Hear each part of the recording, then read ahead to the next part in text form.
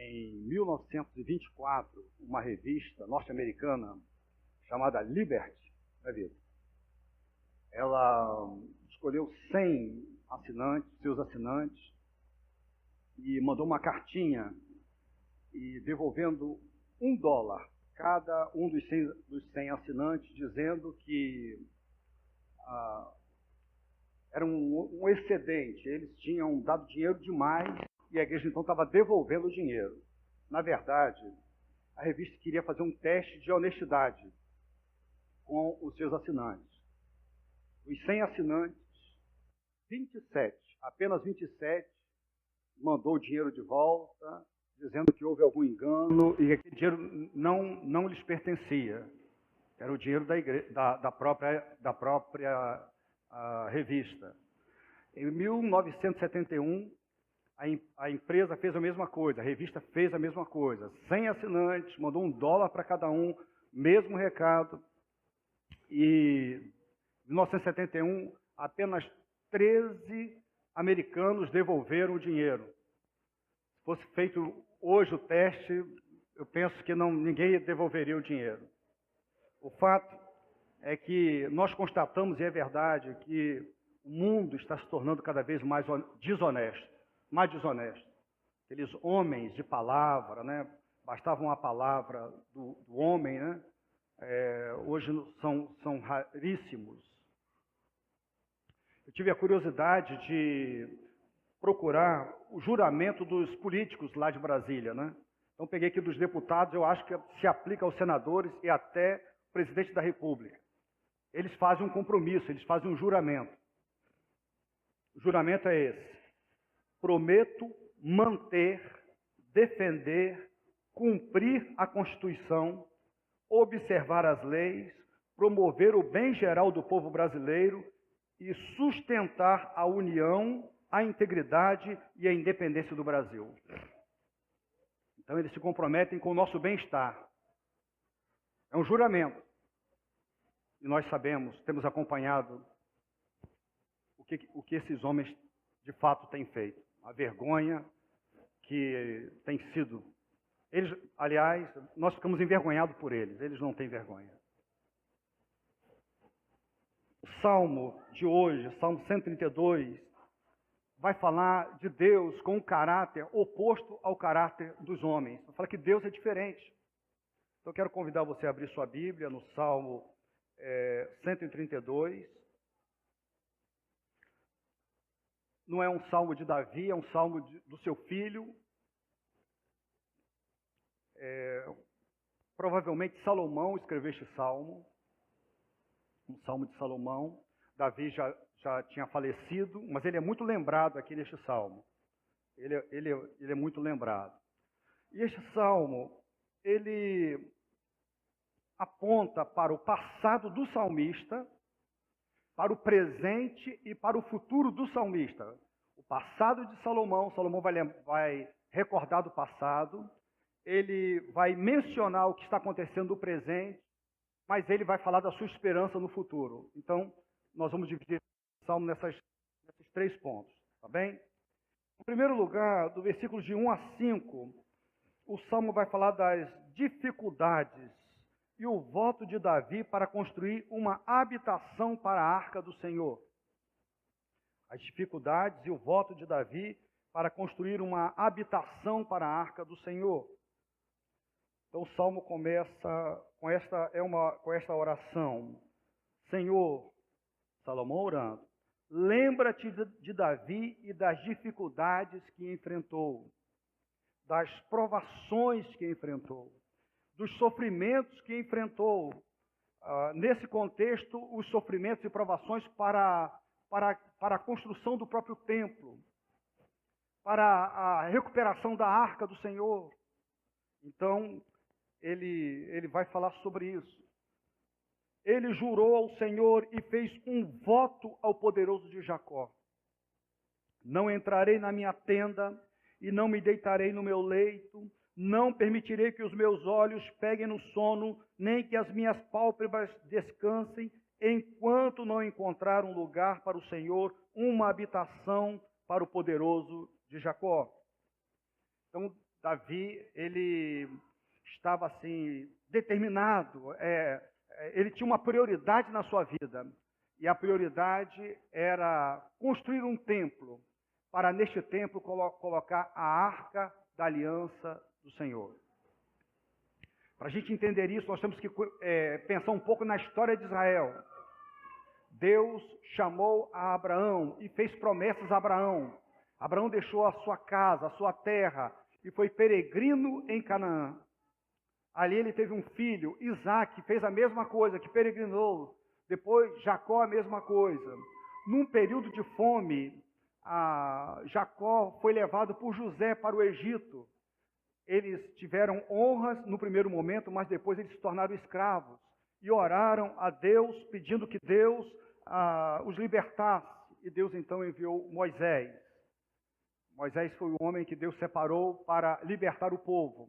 E de fato o povo foi liberto. E eles foram para o deserto. No deserto, Deus fez um pacto com o seu povo, dizendo: eu sou o único Deus que vocês vão adorar, porque não tem outro. As nações da terra que vocês vão conquistar têm vários deuses. Vocês não vão adorar esses deuses. Eu sou o único Deus de vocês. Vocês serão o meu povo exclusivo. A base para esse relacionamento nosso, eu vou abençoar vocês, eu estarei presente na vida de vocês, mas tem uma coisa, vocês têm que fazer o que eu quero, o que eu gosto. O que eu gosto está aqui, são os 10 mandamentos. É a minha lei. Então vocês não vão ter outro Deus diante de mim. Vocês vão me adorar. Vocês vão ter um dia exclusivo para me buscar. Vocês vão honrar seus pais e suas mães. Não devem roubar, nem matar. Não devem cobiçar o que é do outro. Não devem adulterar. Essa é a parte de vocês, a responsabilidade de vocês. Vocês devem viver assim, porque eu sou santo. A minha parte é estar com vocês, é guiar vocês, é abençoar vocês. Então, se vocês me desobedecerem, eu também providenciei um meio de vocês serem perdoados. Uma tribo de vocês eu escolhi para que sejam, dessas tribos tenham sacerdotes. Eles vão interceder por vocês. Quando vocês pecarem, devem matar um animal. E esse animal vai substituir vocês. Vocês devem fazer uma arca de madeira para colocar, ela deve ser revestida de ouro, e nessa arca, vocês devem colocar as tábuas da lei que eu dei para Moisés. E ela vai se chamar Arca da Aliança, porque ela vai lembrar dessa aliança que eu tenho com vocês, das responsabilidades de vocês, e também vai fazer com que vocês se lembrem dos privilégios que têm, porque ela vai simbolizar a minha presença no meio de vocês. Ela vai simbolizar, é como se ela fosse, então, a Bíblia diz, como se fosse o estrado dos pés de Deus. Vocês vão construir uma cabana, uma tenda, e nessa tenda vão colocar essa arca. E sempre que eu mandar, vocês vão desmontar a tenda, e vocês vão de um lugar para o outro. A arca vai na frente. Então, essa arca era a mobília mais importante do tabernáculo, e ela era, então, símbolo da presença de Deus e também da aliança de Deus. Essa arca, ela tem vários acontecimentos. Um acontecimento muito importante com a arca é que uma vez Israel, por causa do pecado deles, estavam perdendo uma guerra. E eles acharam o seguinte: o problema, estamos perdendo a guerra porque nos falta a arca. Foram buscar a arca do Senhor, trouxeram os sacerdotes, mas sem resolver o problema do pecado. Por causa disso, a arca foi tomada e os sacerdotes foram mortos, filhos de Eli. E aí Israel ficou muito triste, porque disseram: a glória de Deus se foi. Porque simbolizava então a presença de Deus, a glória de Deus se foi. E quando a arca caiu na mão dos inimigos, eles colocaram num templo pagão. E a arca transtornou não só o Deus deles, mas também a vida deles também.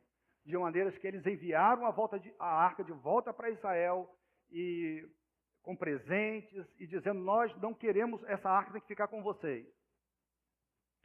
Quando Israel toma posse da terra, eles fazem tudo diferente do que Deus tinha mandado. Eles esquecem de Deus, eles se tornam idólatras, eles abandonam a arca em qualquer lugar, eles abandonam a arca de Deus, que era símbolo da presença. Quando Davi assume o trono, ele era um homem que amava Deus, ele amava o Senhor, ele conhecia a história de Israel. Então ele deseja, uma das primeiras coisas que Davi faz, quando o reino está na sua mão, unido na sua mão, é trazer a arca de volta. A primeira tentativa de Davi, muita festa, havia um carroção novo, os bois conduzindo a arca, e chega num determinado lugar, os bois tropeçam e Uzá, ele quer, a arca vai cair e ele vai colocar a mão na arca. Ele não deveria fazer isso. Deus deu instruções para que a arca deveria ser carregada de uma maneira como Deus tinha determinado, não por qualquer um. Então eles estavam carregando de maneira incerta, muita festa, mas Uzá colocou a mão na arca e ele foi fulminado. Ele morreu. Davi ficou muito triste e preocupado. Como é que eu faço para transportar? E aí mandou a arca para a casa de uma pessoa. 3 meses depois, Davi descobriu que aquela pessoa estava sendo muito abençoada por causa da presença da arca. Davi volta, e aí, de maneira correta, estudando mais o Antigo Testamento, estudando mais a lei, ele consegue transportar a arca de maneira certa lá para Jerusalém. Constrói uma tenda e coloca a arca. Mas Davi, ele estava muito incomodado. Ele tinha construído um palácio suntuoso para ele, e ele lembrava da arca do Senhor, e ele dizia que eu não estou feliz, eu moro num palácio, e a arca do Senhor está num barraco. Isso não pode. Então, Davi decide construir um templo para o Senhor. E ele conversa com Natã, com o profeta Natã, e Natã diz: olha, Deus está com você, o que você fizer está bom, então você vai construir um templo para o Senhor. Aí Deus fala a Natã sai, e Deus fala com Natã, falou: não, volta lá e diz para ele que as coisas não são assim, eu tenho instruções específicas. Aí Natã volta, conversa com Davi e diz: Davi, eu tenho 2 notícias para você, uma notícia boa e outra má. A notícia má para você é que você não vai construir o templo. Vai ser o seu filho. A notícia boa é que o filho que vai construir, eu vou abençoar o seu filho e vou abençoar os seus filhos. Não vai faltar rei no trono de Israel se eles me obedecerem. Mas vou dizer mais. Haverá um filho seu, um descendente seu, que vai ser o rei dos reis. Ele vai governar eternamente. Ele vai ser o Senhor dos senhores. Ele é um dos seus filhos. Davi ficou muito feliz. Por causa, nem ficou triste, porque não é ele de fato que construiu o templo. Mas ele ficou alegre pelas bênçãos de Deus. Ele louva a Deus por causa disso. E ele, de fato, ele prepara, Crônicas, capítulo 29, Davi prepara tudo para que seu filho construa o templo. Ele faz doações, ele pede doações, muito ouro, muito bronze, muita prata. Davi providencia tudo para que o templo fosse construído. Então, este salmo, ele vai falar exatamente sobre isso. Vai falar sobre essa construção do templo. Em primeiro lugar, nós estamos vendo o voto que Davi fez para construir um templo para o Senhor. Não é justo que eu esteja vivendo num palácio e está lá, a arca do Senhor vivendo numa tenda. E ele então decide. A segunda parte desse salmo, que aponta para o presente, é a questão... Então, Salomão, ele está recordando do voto de Davi, seu pai, algo que aconteceu no passado, ok? Mas ele está inaugurando agora o templo. Eu lembrei do sermão lá do pastor Acre, pediu o sermão, a cópia do sermão. Ele está inaugurando o templo, depois, mais de 150 mil trabalhadores no templo. Muito ouro. Diz que o bronze que foi gasto não tem como pesar. A Bíblia fala sobre isso. Muito ouro. Então, um templo maravilhoso construiu e agora chegou o período da inauguração do templo. A arca do Senhor, então, é trazida e colocada no interior, conforme a vontade de Davi. E aí nós temos os versículos 6 e 9, essa ânsia, esse momento de culto, de adoração. Eu quero chamar a atenção de vocês para isso. Soubemos que a arca estava em Efrata, ou seja, na região de Belém, mas nós a encontramos no campo de Jaar. Jaar significa floresta ou bosque. Ou lá em Kiriat Jearim, foi lá que nós encontramos a arca. Onde está a arca? Começaram a procurar, não sabemos. Aí ele está falando de Davi encontrando a arca lá. Vamos para a habitação dele, para a habitação de Deus. Vamos adorá-lo diante do estrado dos seus pés. Lembra? Existia a ideia da arca como estrado dos pés do Senhor, onde o Senhor repousa os pés.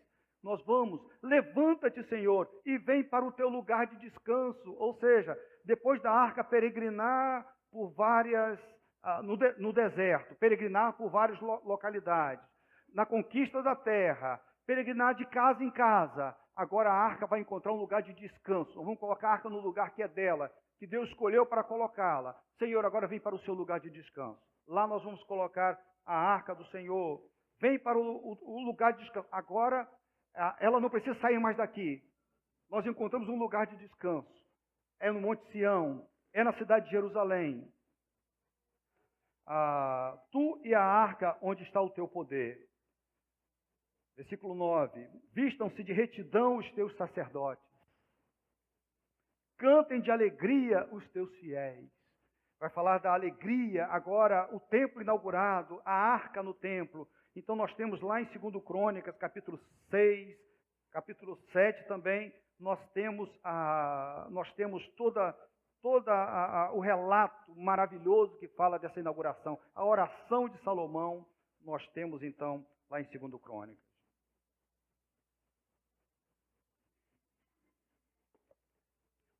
Por amor ao teu servo Davi, não rejeites o teu ungido. Olha só. Por amor ao teu servo Davi, não rejeites o teu ungido. É o que Salomão ora. Senhor, por amor ao meu pai. Senhor, não olhe para mim. Não olhe para mim. Senhor, olha para o meu pai. Meu pai foi um homem íntegro, foi um homem segundo o teu coração. Ele amou o Senhor. Mais que tudo, então, Senhor, olhe para ele, Senhor, e não me rejeite. Olhe para ele. Então é algo muito bonito. No final, a gente vai estar falando com o pastor Acre sobre isso, que é como se ele estivesse orando, né, pelo Samuel, pelo André e também pela Sarinha. Ele orasse dessa maneira: Senhor, o Senhor lembra do vovô Mário Jorge, da fé daquele homem, que eu ouço falar tão bem, não convivi, não sei se você conviveu com ele, mas ele era um homem tão especial. Senhor, lembra da fé do vovô. Lembra da fé do vovô Luiz, da vovó Maria, tão íntegros, tão apaixonados pelo Senhor. Ó Deus, olhe pelos meus filhos, ó Deus, abençoe os meus filhos, Sarinha, André e Samuel, por amor. Senhor, não olhe para mim. Olhe, lembra deles, como eles amavam, como eram fiéis do Senhor. Senhor, abençoe os meus filhos. É como se ele dissesse isso. O Senhor fez um juramento a Davi, um juramento firme que ele não revogará. Colocarei um dos seus descendentes no seu trono. E de fato, isso aconteceu. Então este salmo, ele aponta para o passado, para aquele voto de Davi, aponta para o presente da época de Salomão, que era a inauguração do templo, toda a sua festividade. É isso que Salomão estava pensando, mas também aponta para o futuro. Versículos de 12 a 18. Se os seus filhos forem fiéis à minha aliança e aos testemunhos que eu lhes ensino, também os filhos deles o sucederão no trono para sempre. Essa foi a promessa de Deus, era uma condicional. A condicional era essa: se os, os netos de Davi forem fiéis, não vai faltar rei no trono de Israel. Mas, infelizmente, eles pecaram. Eles fizeram coisas terríveis. Alguns eram homens parecidos com Davi, mas outros fizeram coisas terríveis aos olhos de Deus. Por isso, Deus os mandou para o exílio. Pegou um rei e também a nação de Israel, eles foram levados para a Babilônia. E lá, templo destruído, e a arca ali se perdeu. Nunca mais se teve notícia da arca do Senhor. Ali, naquele período, nunca mais se achou a arca do Senhor. A arca foi perdida como se Israel perdesse a sua glória. Israel perdeu a sua glória. Eles desobedeceram a Deus. Versículos de 13 a 16 vai falar de duas escolhas soberanas. O Senhor escolheu Sião, lá em Jerusalém, o monte Sião, com o desejo de fazê-la sua habitação, onde está o templo, onde esteve o templo, aliás. Este será o meu lugar de descanso. Foi a escolha de Davi, mas foi a escolha de Deus também. Meu lugar de descanso para sempre. Aqui firmarei o meu trono, pois esse é o meu desejo. Abençoarei este lugar com fartura e os seus pobres suprirei de pão. Vestirei de salvação os seus sacerdotes e os seus fiéis a celebrarão com grande alegria. Então Deus promete, Deus está escolhendo Jerusalém, Sião, para a sua habitação. A segunda escolha é o seu ungido, o descendente de Davi como seu ungido, versículos 17 e 18. Ungido poderoso e ungido glorioso. Ali farei renascer o poder de Davi e farei brilhar a luz do meu ungido, a glória do meu ungido. Vestirei de vergonha os seus inimigos, mas nele brilhará a sua coroa. Então, na verdade, essa promessa que Deus fez para Davi apontava para Jesus. O reino que não terá fim é o reino de Cristo. O Rei glorioso é Cristo Jesus.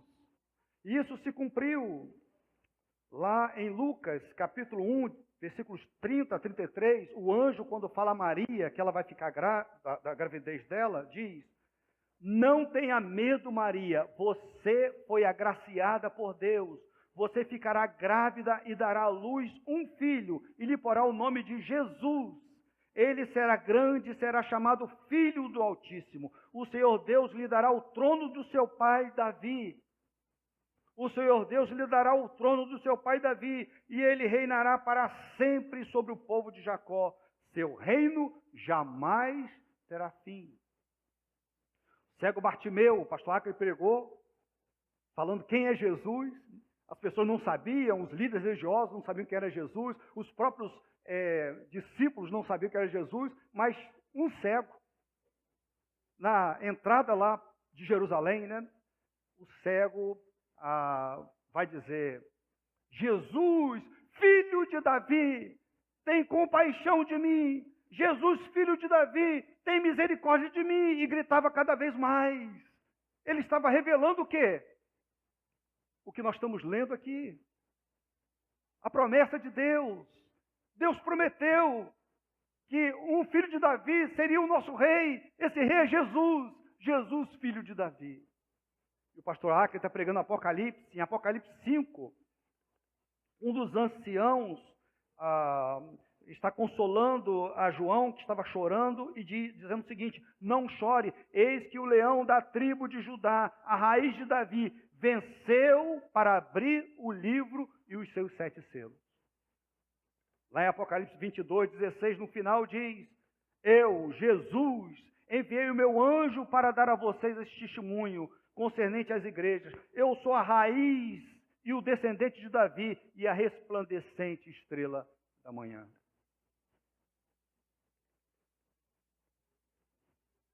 A nossa fé, queridos, é o cumprimento de todas essas promessas na pessoa de Jesus de Nazaré. Quando Deus falou a Davi que um de seus filhos ia construir um templo, de fato Salomão construiu, mas Deus está dizendo o seguinte: o templo que Deus, de fato, Salomão construiu uma sombra do templo, né, pastor Acre? Mas o templo, que templo era esse? Então, se Jesus é o Filho, que templo é esse que Jesus construiu? Está lá em Colossenses 2,9. Pois em Cristo habita corporalmente toda a plenitude da divindade. Então, o templo é Jesus mesmo. Deus habitou em Cristo. E agora, Deus habita em nós. Porque todos os que estão ligados a Cristo, todos que são servos de Cristo, agora, segundo o apóstolo Paulo, lá na carta aos Efésios, nós somos agora o templo de Deus. Aos Coríntios ele vai falar sobre isso, que nós somos o templo do Espírito Santo. Então Deus agora habita em nós. Deus habita em Cristo, veio em Cristo. O templo de Deus, Cristo Jesus. O templo de Salomão apontava para Cristo. E agora, nós estamos ligados a Cristo. Nós somos o templo de Deus, onde Deus habita. Habita em nós. Deus está presente aqui hoje. Aliás, só está acontecendo esse culto aqui por causa dessas promessas. Essas promessas se cumpriram. Esse momento, nós só viemos aqui, estamos aqui adorando por causa dessas promessas. Então Deus agora habita em nós. Aquele tempo era sombra. Jamais uma pessoa de juízo deveria pensar em reproduzir esse templo. Vamos construir um templo de Jerusalém.